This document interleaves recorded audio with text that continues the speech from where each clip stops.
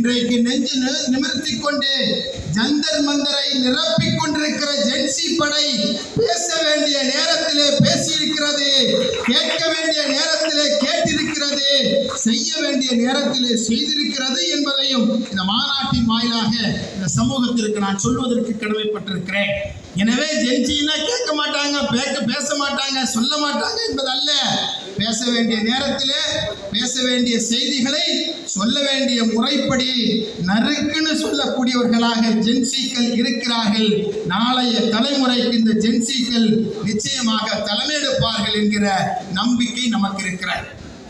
அப்படி ஒரு ஜென்சிக்களை எல்லாம் ஒருங்கிணைத்துக் கொண்டு மாணவர்களையும் இளைஞர்களையும் ஒருங்கிணைத்துக் கொண்டு ஒரு இளைஞரணியை SDP உருவாக்குகிறது என்று சொன்னோடனே பலருக்கும் பலவிதமான டவுட்.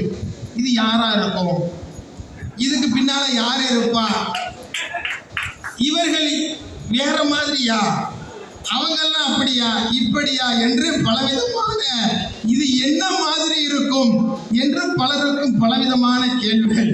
அவர்களுக்கெல்லாம் சேர்த்து நாங்கள் சொல்வது இது எந்த மாதிரியும் அல்ல, இது எது மாதிரியும் அல்ல, எது மாதிரியும் இல்லாத ஒரு புது மாதிரியான இளைஞர் படைதான்.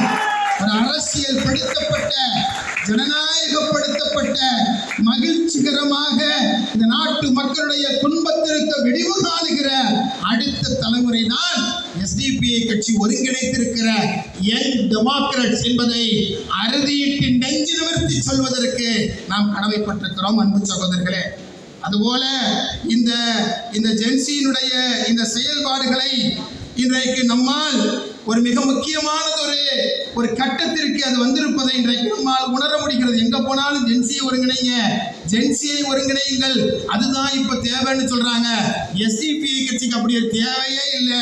இருக்கிற சில பேருக்கு தாடி வேணா நடத்திருக்கலாம், ஆனால் இன்றும் இளைய தலைமுறையாக எங்களை அதிகமாக கொண்டிருக்கிற யூத்தை அதிகமாக கொண்டிருக்கிற கட்சி தமிழகத்தை பொறுத்தவரை SDPI என்பதை யாரும் மறந்துவிட முடியாது, யாரும் மறந்துவிட முடியாது. எனவே இன்றைக்கு இளைஞர்களை ஒருங்கிணைக்கிற இந்த பொறுப்பை ஏற்றிருக்கிற இந்த யங் டெமோக்ராட்ஸ் என்னை பொறுத்தவரை இன்னும் கொஞ்ச காலம் தள்ளிய கடந்த பிறகு நீங்கள் யூத்திற்கு மட்டும் தலைமையேற்பவர்களாக இருக்க மாட்டீர்கள். மாறாக அடுத்து புறப்பட்டு வர்றான் அல்பாஜன் என்று கொஞ்சம் புறப்பட்டு வர்றான், அவனுக்கும் சேர்த்து தலைமையேற்கிற படையாக இந்த யங் டெமோக்ராட்ஸ் இருக்க வேண்டும் என்பதை இந்த தருணத்தில் உங்களுக்கு நான் சுட்டிக்காட்டுவதற்கு கடமைப்பட்டிருக்கிறேன்.